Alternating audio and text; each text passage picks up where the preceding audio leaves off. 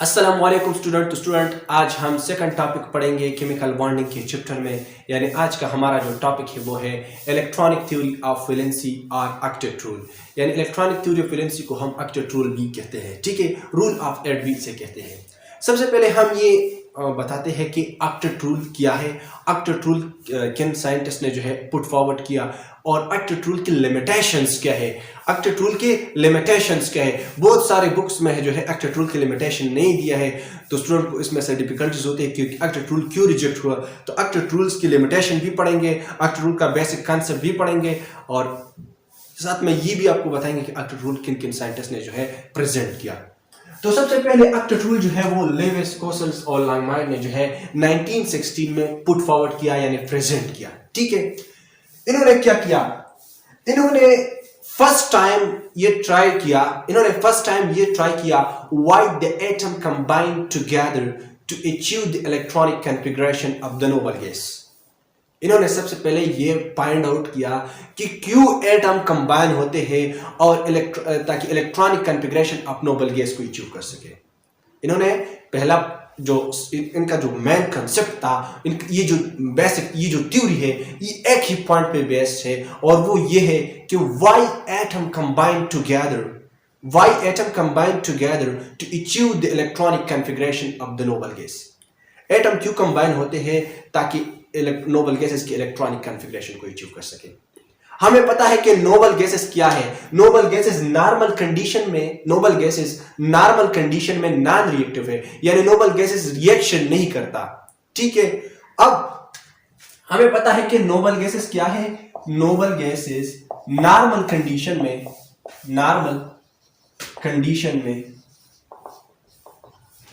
Non reactive है,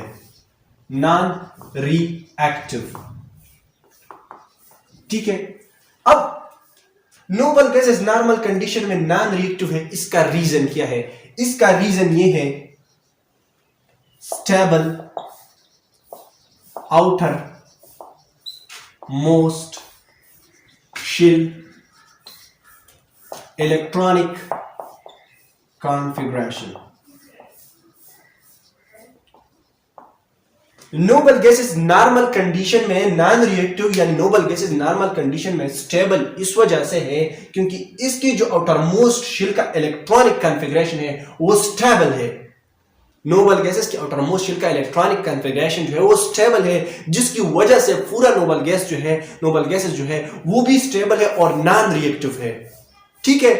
तो atoms एक दूसरे के साथ इस वजह से कंबाइन होते हैं ताकि ये स्टेबल हो जाए, इंडिपेंडेंटली एग्जिस्ट कर सके।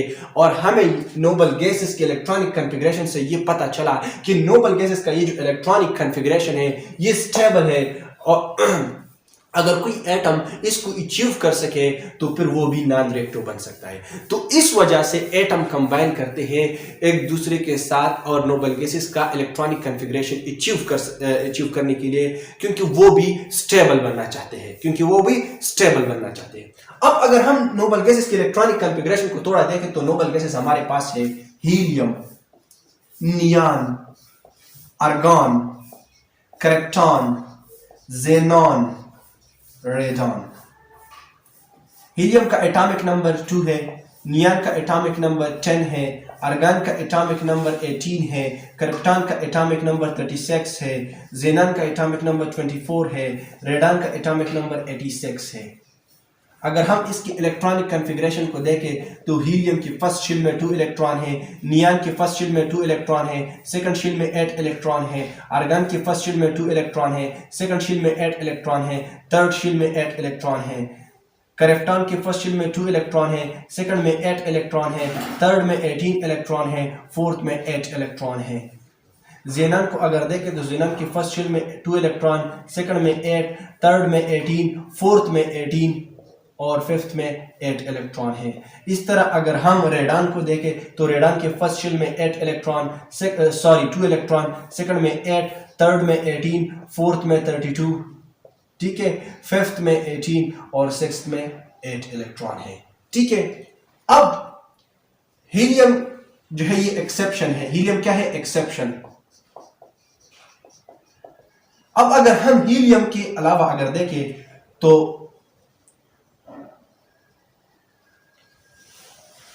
तो जितने भी नोबल गैसेस है इनकी आउटर मोस्ट शेल में कितने इलेक्ट्रॉन है? 8 इलेक्ट्रॉन है। नियान को अगर हम देखें तो नियान के आउटर मोस्ट शेल में 8 इलेक्ट्रॉन है, आर्गन के आउटर मोस्ट शेल में 8 इलेक्ट्रॉन है, क्रिप्टॉन के आउटर मोस्ट शेल में 8 इलेक्ट्रॉन है, ज़ेनान के आउटर मोस्ट शेल में 8 इलेक्ट्रॉन है और रेडॉन के आउटर मोस्ट शेल में 8 इलेक्ट्रॉन है। और हम ये कहते हैं कि ये जो नोबल गैसेस है, ये जो नॉन रिएक्टिविटी है इसका, ये जो स्टेबिलिटी है इसका, ये outer most shell electronic configuration की वजह से। और हमें पता चला कि इनके आउटर मोस्ट शेल में कितने इलेक्ट्रॉन है? 8 इलेक्ट्रॉन है। ठीक है, तो एक ऐसा एटम या जब एटम कंबाइन होते हैं और इसकी वैलेंसी जो है वो 8 होती है, तो इस स्टेट को हम ऑक्टेट स्टेट कहते हैं। कौन सा वाला स्टेट कहते हैं? ऑक्टेट स्टेट कहते हैं। और ये जो रूल्स फॉलो करते हैं इन रूल्स को हम ऑक्टेट रूल कहते हैं। क्या कहते हैं? Octet rule. अब मैंने यहां पे आपको बताया कि हीलियम जो है इनके आउटर मोस्ट शेल में 2 इलेक्ट्रॉन है, लेकिन ये जो है ये भी इसी तरह स्टेबल है जिस तरह 8 इलेक्ट्रॉन है। तो एक ऐसा एटम जिसके आउटर मोस्ट शेल में 2 इलेक्ट्रॉन होते हैं, इसको हम इस एटम की इस स्टेट को डुप्लेट स्टेट कहते हैं। कौन सा वाला स्टेट कहते हैं? डुप्लेट स्टेट कहते हैं। और ये जो रूल्स है इनको हम डुप्लेट रूल्स कहते हैं। कौन सा वाला रूल कहते हैं? Duplet rules. अब मैं आपको मोर एडवांस ले जाऊंगा valence electronic theory of valency में, तो इसका स्टेटमेंट जो है वो कुछ ही हो जाएगा। ठीक है, तो स्टूडेंट ऑक्टेट रूल का जो मेन स्टेटमेंट था वो ये था: in order to acquire stability an atom can either lose, gain or share electron so that the valence shell contain 8 electron. In order to acquire stability, इन्होंने कहा था, octet rule ने कहा था कि जब एक एटम स्टेबिलिटी चाहता है, जब एक एटम जो है अपने आप को स्टेबल चाहता है, तो वो क्या करता है? वो इलेक्ट्रॉन लूज करता है या इलेक्ट्रॉन गेन करता है या इलेक्ट्रॉन शेयर करता है, ताकि क्या करे? ताकि अपने वैलेंस शेल जो है, इसका जो वैलेंस शेल है इसमें कितने इलेक्ट्रॉन हो जाए? 8 इलेक्ट्रॉन हो जाए। अब ये क्यों चाहता है कि इसके वैलेंस शेल में 8 इलेक्ट्रॉन हो जाए? क्योंकि ये जो इलेक्ट्रॉनिक कॉन्फ़िगरेशन है ये स्टेबल है, और ये जो इलेक्ट्रॉनिक कॉन्फ़िगरेशन है ये नोबल गैस का है, और इसी वजह से नोबल गैसेस नॉन रिएक्टिव है। ठीक है, अब हमने तो ये स्टेटमेंट पढ़ा, लेकिन हम मोर एडवांस जो है पढ़ना चाहते हैं। तो अगर हम ये पढ़ें तो ये बहुत ज्यादा अच्छा स्टेटमेंट होगा। ठीक है, in order to acquire stability an atom can either lose, gain or share electron to become their nearest noble gas like. ठीक है, इसका मीनिंग ये है कि जब कोई एटम स्टेबिलिटी चाहता है, जब कोई एटम स्टेबिलिटी चाहता है, वो इलेक्ट्रॉन या लूज करता है या इलेक्ट्रॉन गेन करता है या इलेक्ट्रॉन शेयर करता है, ताकि इसके पास वाले जो नोबल गैस है इस जैसा बन सके। और हमें पता है कि नोबल गैसेस क्या है? नोबल गैसेस नॉन रिएक्टिव है, तो ये भी स्टेबल है। तो एक एटम क्या चाहता है? स्टेबिलिटी चाहता है। तो एक एटम क्या करेगा? इलेक्ट्रॉन या लूज करेगा या गेन करेगा या शेयर करेगा, ताकि इसके पास वाला जो नोबल गैस है इस जैसा हो जाए। ठीक है, अब यह स्टेटमेंट मैंने आपको क्यों बताया? अगर हम हाइड्रोजन को देखें तो हाइड्रोजन में 1 इलेक्ट्रॉन है। ठीक है, हाइड्रोजन में कितने इलेक्ट्रॉन है? 8 इलेक्ट्रॉन है। अब अगर हम ये रूल्स इस पे अप्लाई कर सके तो ये इस पे अप्लाई नहीं हो सकता, क्योंकि इनको 7 इलेक्ट्रॉन गेन करना पड़ेगा। और हमें बोर रूल्स बताते हैं कि फर्स्ट शेल में मैक्सिमम कितने इलेक्ट्रॉन आते हैं? 2 इलेक्ट्रॉन आते हैं। कितने आते हैं? 2 इलेक्ट्रॉन, यानी इसको 1 इलेक्ट्रॉन की जरूरत है। ठीक है, अब इसके पास वाला जो नोबल गैस है वो कौन है? हीलियम है। अगर हम हीलियम देखें तो हीलियम का एटॉमिक नंबर 2 है, यानी हीलियम के पास 2 इलेक्ट्रॉन है। यानी इसका मीनिंग है कि हाइड्रोजन जब 1 इलेक्ट्रॉन क्या करेगा? हाइड्रोजन के पास जब 2 इलेक्ट्रॉन हो जाएगी, यानी जब H2 मॉलिक्यूल सपोज हमारे पास बना। अब अगर हम देखें तो क्या हुआ है? यहाँ पे जो है ये जो 2 इलेक्ट्रॉन है, इस पे इस हाइड्रोजन का भी हक है और इस पे इस हाइड्रोजन का भी हक है। यानी ये जो 2 इलेक्ट्रॉन है ये इस हाइड्रोजन का भी प्रॉपर्टी है और इस हाइड्रोजन का भी प्रॉपर्टी है। तो इसका मीनिंग है कि इस हाइड्रोजन के पास भी 2 इलेक्ट्रॉन है और इस हाइड्रोजन के पास भी 2 इलेक्ट्रॉन है। यानी इन्होंने हीलियम का इलेक्ट्रॉनिक कॉन्फ़िगरेशन अचीव किया है, और इसी वजह से ये क्या है? ये स्टेबल है और ये मॉलिक्यूल है। क्या है? मॉलिक्यूल है। ठीक है, तो मैंने ये स्टेटमेंट आपको इस वजह से बताया। ठीक है, कि क्या करता है? एक एटम इलेक्ट्रॉन या लूज करता है या गेन करता है या शेयर करता है ताकि नियरेस्ट नोबल गैस जैसा बन सके। तो हाइड्रोजन का नियरेस्ट नोबल गैस क्या है? हीलियम है। ठीक है, अब अगर हम जो है इस इलेक्ट्रॉनिक थ्योरी को एक्सप्लेन कर सके फार्दर, तो लेट्स सपोज हमारे पास क्या है? सोडियम है। सोडियम का एटॉमिक नंबर क्या है? हमारे पास 11 है। इसका इलेक्ट्रॉनिक कॉन्फ़िगरेशन सोडियम का है 281, यानी सोडियम के वैलेंस शेल में एक इलेक्ट्रॉन है। कितने इलेक्ट्रॉन है? 8 इलेक्ट्रॉन। अब अगर हम देखें तो सोडियम का नियरेस्ट नोबल गैस कौन सा है? नियान, जिसका एटॉमिक नंबर कितना है? 10 है। ठीक है, तो सोडियम क्या करेगा? सोडियम अपने आप को नियान जैसा बनाएगा। तो सोडियम तभी अपने आप को नियान जैसा बनाएगा जब भी एक इलेक्ट्रॉन क्या करे? लूज करे। ये भी एक इलेक्ट्रॉन क्या करे? लूज करे। तो लेट्स सपोज हमारे पास क्या है? सोडियम है। ठीक है, और सोडियम ने क्या किया?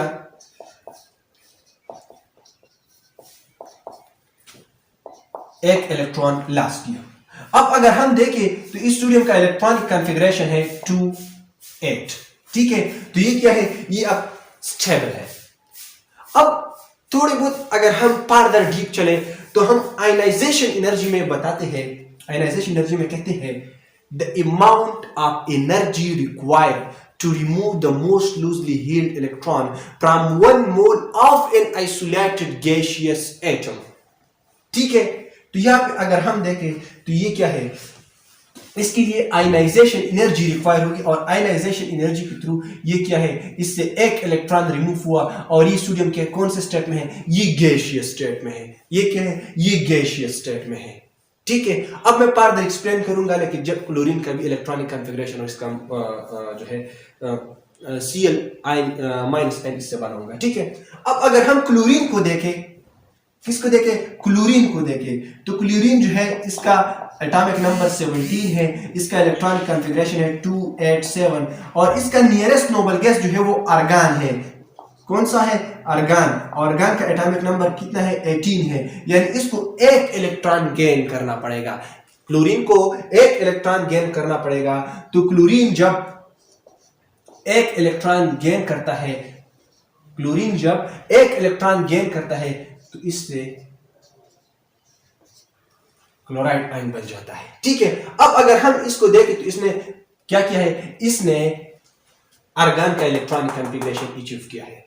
अब अगर हम ऑक्टेट थ्योरी को देखें तो ऑक्टेट थ्योरी हमें यह बताता है कि इसकी वैलेंस शेल में कितने इलेक्ट्रॉन होने चाहिए? 8।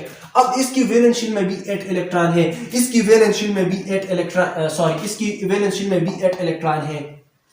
अब तो ये स्टेबल है, फिर ये क्यों कंबाइन हो जाते हैं? फिर ये क्यों सोडियम क्लोराइड जो है कॉमन साल्ट बनाते हैं? फिर ये क्यों NaCl बनाते हैं?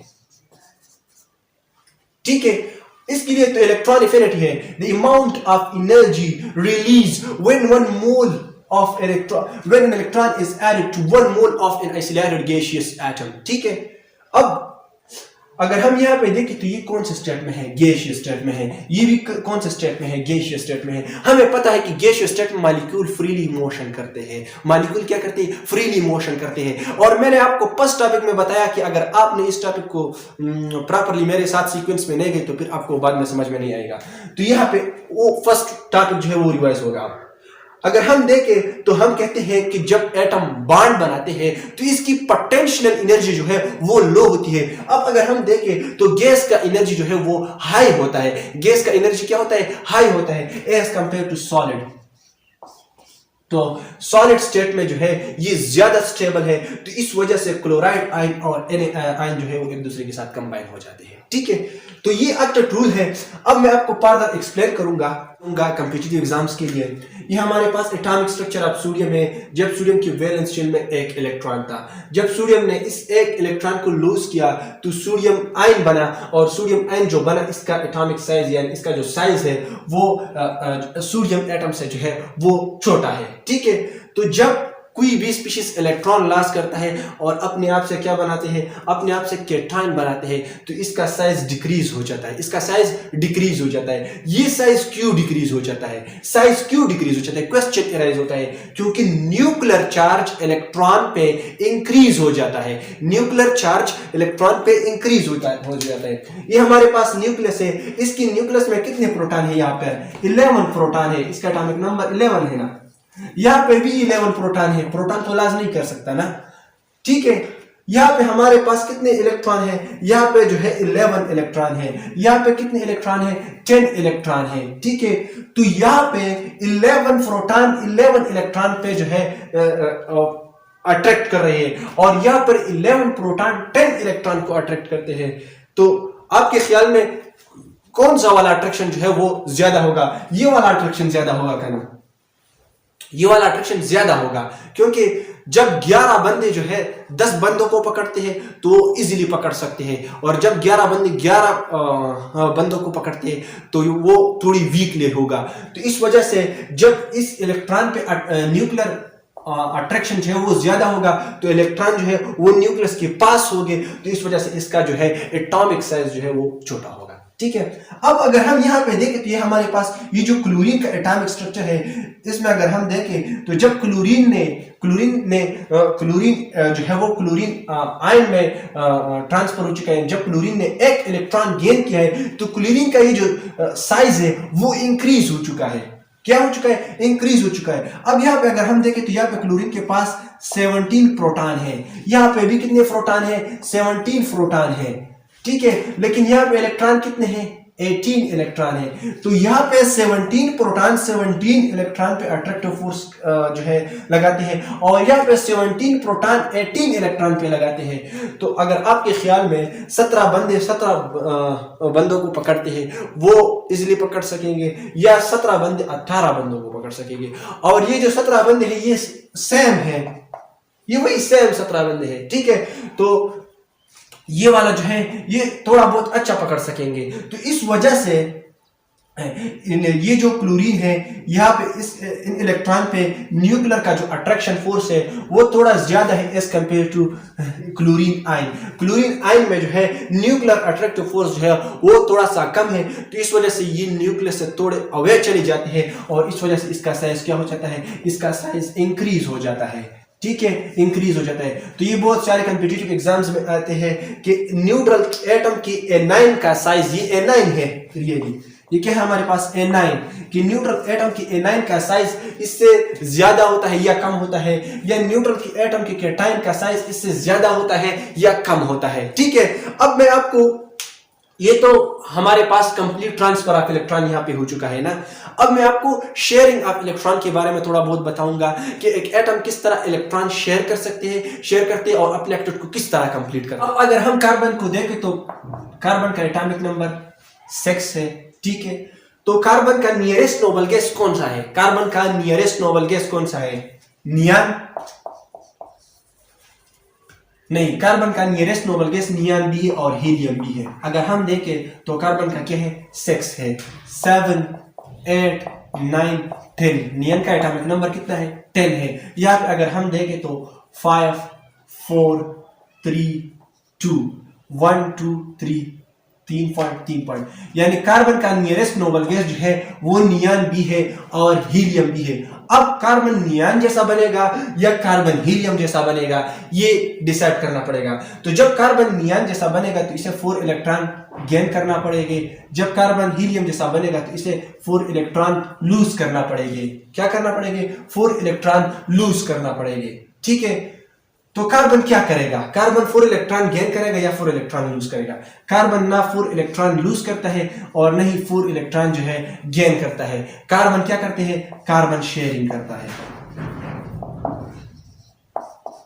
कार्बन क्या करते हैं, कार्बन शेयरिंग करता है। कार्बन 4 इलेक्ट्रॉन लॉस भी नहीं कर सकता और कार्बन 4 इलेक्ट्रॉन जो है गेन भी नहीं कर सकता, ठीक है। तो कार्बन क्या करेगा, लेट सपोज अब अगर हम देखें तो कार्बन का इलेक्ट्रॉनिक कॉन्फ़िगरेशन हमारे पास है 2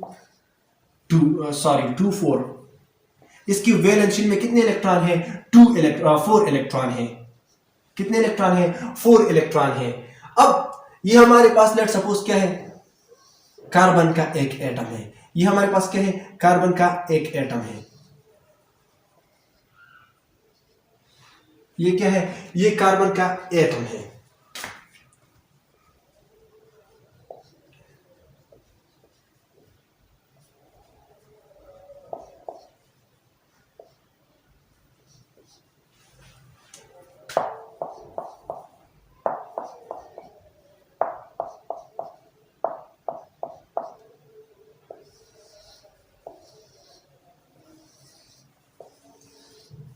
तो अगर हम देखें तो कार्बन क्या करेगा? कार्बन के साथ 4 हाइड्रोजन एटम जो है वो अटैच हो जाएंगे। अब अगर हम कार्बन के इलेक्ट्रॉनिक कॉन्फ़िगरेशन को देखें तो ये जो इलेक्ट्रॉन है ये इस पे हाइड्रोजन का भी होल्ड है और कार्बन का भी होल्ड है। यानी ये जो इलेक्ट्रॉन है यहाँ पे ये दोनों, ये कार्बन का भी है और इलेक्ट्रॉन का भी है, क्योंकि ये शेयर हो चुका है। ये म्यूचुअल क्या हो चुका है? इसका म्यूचुअल शेयरिंग हो चुका है। तो अब अगर हम कार्बन की वैलेंस शीट को देखें तो कार्बन की वैलेंस शीट में कितने इलेक्ट्रॉन है? 1 2 3 4 5 6 7 8। यानी कार्बन ने अपने 8 इलेक्ट्रॉन क्या किया है? कंप्लीट किए हैं। तो अब कार्बन ने क्या किया? कार्बन ने अपना ऑक्टेट जो है कंप्लीट किया शेयरिंग ऑफ इलेक्ट्रॉन के थ्रू। किसके थ्रू? शेयरिंग ऑफ इलेक्ट्रॉन के थ्रू। अब अगर हम लिमिटेशन की तरफ आ जाए, limitation of octet rule. Octet rule की लिमिटेशन क्या है? तो ऑक्टेट रूल की 4 बेसिक लिमिटेशन है।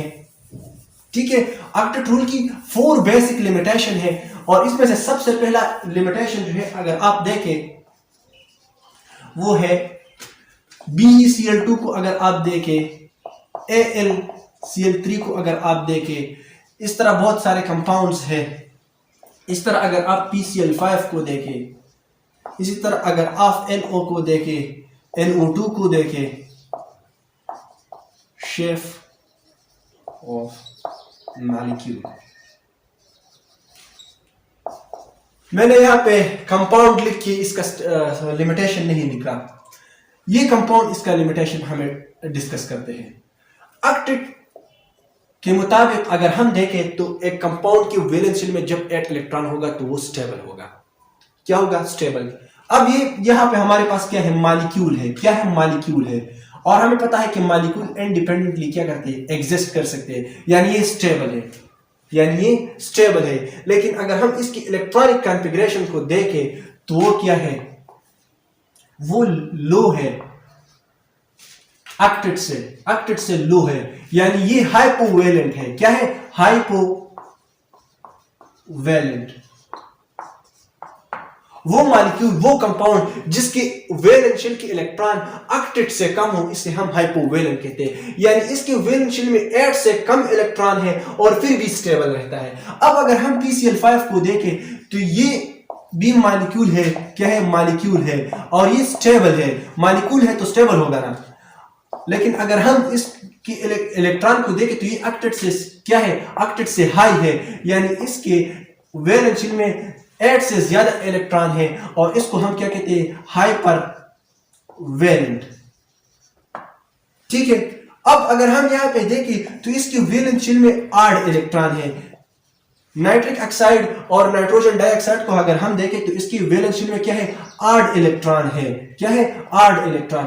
8 इलेक्ट्रॉन हुआ तो इसका मीनिंग है कि 8 इलेक्ट्रॉन नहीं है, क्योंकि 8 इवन है, लेकिन फिर भी ये स्टेबल है और मॉलिक्यूल के जो है एग्जिस्ट करता है। चौथा लास्ट जो पॉइंट है वो ये है कि ऑक्टेट या इलेक्ट्रॉनिक थ्योरी ऑफ वैलेंसी ने जो हमें ये नहीं बताया कि एक मॉलिक्यूल का, कि एक कंपाउंड का शेप किस तरह होगा। इन्होंने हमें ये नहीं बताया कि वाटर का शेप किस तरह होगा। इन्होंने हमें ये नहीं बताया कि अमोनिया का शेप किस तरह होगा। इन्होंने हमें ये नहीं बताया कि मीथेन का जो है स्ट्रक्चर या शेप किस तरह होगा। ठीक है, तो ये इसकी क्या है? इसकी लिमिटेशन है। ये इसकी लिमिटेशन है। लेट सपोज मैं आपको एक जो है बताता हूं ताकि आप लोगों को समझ में आ जाए। BeCl2 की तरफ आते हैं। सबसे पहले BeCl2 को थोड़ा बहुत डिस्कस करते हैं।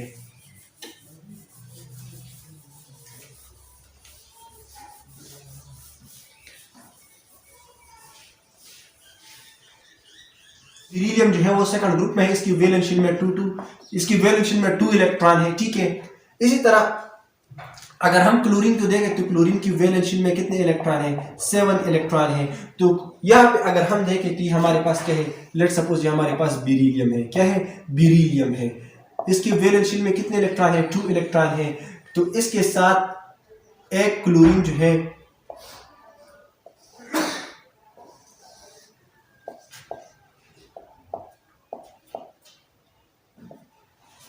1 2 3 4 5 6 अब अगर हम देखें तो यहाँ पे बेरिलियम की वैलेंस शेल में कितने इलेक्ट्रॉन हैं? 1 2 3 4। बेरिलियम की वैलेंस शेल में 4 इलेक्ट्रॉन है। लेकिन अगर क्लोरीन को देखें तो 1 2 3 4 5 6 7 8 1 2 3 4 5 6 7 8 इसका भी कंप्लीट है। लेकिन बेरिलियम का ऑक्टेट कंप्लीट नहीं है, फिर भी ये स्टेबल है और मॉलिक्यूल है बेरिलियम क्लोराइड। तो मैंने आपको बताया कि बहुत सारे ऐसे कंपाउंड है जो इलेक्ट्रॉन डिफिशिएंट है या इलेक्ट्रॉन जो है इसमें बहुत ज्यादा है। ठीक है, अब अगर हम PCl5 को देखें, फास्फोरस का एटॉमिक नंबर जो है वो है 15, यानी फास्फोरस के फर्स्ट शेल में 2 इलेक्ट्रॉन है, सेकंड शेल में 8 इलेक्ट्रॉन है और थर्ड शेल में 5 इलेक्ट्रॉन है। ठीक है, लेट्स सपोज ये हमारे पास फास्फोरस है। ठीक है, और ये फास्फोरस के इलेक्ट्रॉन है।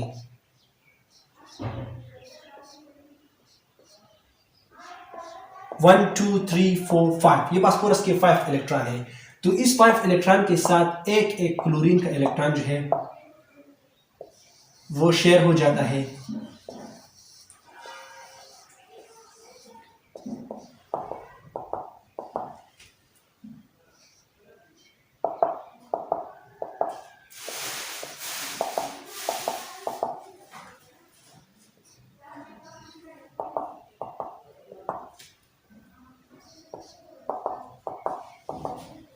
तो अब अगर हम यहाँ पे देखें तो यहाँ पे एक क्लोरीन के पास 8 इलेक्ट्रॉन है। 1 2 3 4 5 6 7 8 ये जो है ये एक क्लोरीन के साथ 8 इलेक्ट्रॉन है। लेकिन अगर हम फास्फोरस की वैलेंसी को देखें तो फास्फोरस के साथ 1 2 3 4 5 6 7 8 9 10 यानी फास्फोरस के साथ 10 इलेक्ट्रॉन है और फिर भी फास्फोरस जो है क्या है? ये स्टेबल है, यानी ऑक्टेट को ओबे नहीं करता और फिर भी फास्फोरस स्टेबल है। ठीक है, इसके अलावा मैंने आपको NO के बारे में बताया, नाइट्रिक ऑक्साइड। अगर हम नाइट्रोजन को देखें तो नाइट्रोजन की वैलेंस शेल में कितने इलेक्ट्रॉन है? 5 इलेक्ट्रॉन है। ये हमारे पास क्या है? ये हमारे पास नाइट्रोजन है। लेट सपोज तो नाइट्रोजन की वैलेंस शेल में कितने इलेक्ट्रॉन है? 5 इलेक्ट्रॉन है। कितने इलेक्ट्रॉन है? 5 इलेक्ट्रॉन है। और फास्फोरस ने जो है 2 इलेक्ट्रॉन को बॉन्डिंग में लगाया है। कितने इलेक्ट्रॉन को बॉन्डिंग में लगाया है? 2 इलेक्ट्रॉन को बॉन्डिंग में लगाया है। ठीक है, और ये हमारे पास क्या है? ऑक्सीजन है। ऑक्सीजन की वैलेंस शेल में कितने इलेक्ट्रॉन है? ऑक्सीजन की वैलेंस शेल में 6 इलेक्ट्रॉन है। ठीक है, और इन 6 में से इन्होंने 2 जो है वो बॉन्डिंग में लगाए हैं। अब अगर हम यहाँ पे देखें तो ये जो है ये इलेक्ट्रॉन जो है, ठीक है, ये जो इलेक्ट्रॉन है, सॉरी ये जो इलेक्ट्रॉन है ये इस पे नाइट्रोजन का भी होल्ड है और ऑक्सीजन का भी होल्ड है। अब अगर हम ऑक्सीजन को देखें तो ऑक्सीजन की वैलेंस शेल में 8 इलेक्ट्रॉन है। 1 2 3 4 5 6 7 8। लेकिन नाइट्रोजन को देखें तो नाइट्रोजन के पास टोटल 7 इलेक्ट्रॉन है। 3 जो है इन्होंने बॉन्डिंग में हिस्सा नहीं लिया और ये जो है ये म्यूचुअल शेयरिंग हो चुका है। तो 2 इलेक्ट्रॉन जो है वो नाइट्रोजन ने शेयर किए हैं और 2 इलेक्ट्रॉन ऑक्सीजन ने शेयर किए, तो टोटल शेयरिंग इलेक्ट्रॉन 4 है। ठीक है, और 3 ऑलरेडी इसके पास है, तो टोटल इनके पास 7 इलेक्ट्रॉन है। यानी इसका जो इलेक्ट्रॉन है वो ऑड है, यानी ऑक्टेट से जो है ऑक्टेट नहीं है, लेकिन फिर भी ये स्टेबल रहता है और एग्जिस्ट करता है। ठीक है, तो स्टूडेंट ये थी limitation of electronic theory of valency. तो स्टूडेंट अगर आपको मेरा ये वीडियो अच्छा लगा हो तो प्लीज सब्सक्राइब कीजिए मेरा चैनल और साथ में बेल के आइकन को भी दबा दीजिएगा। Thank you very much. Allah Hafiz.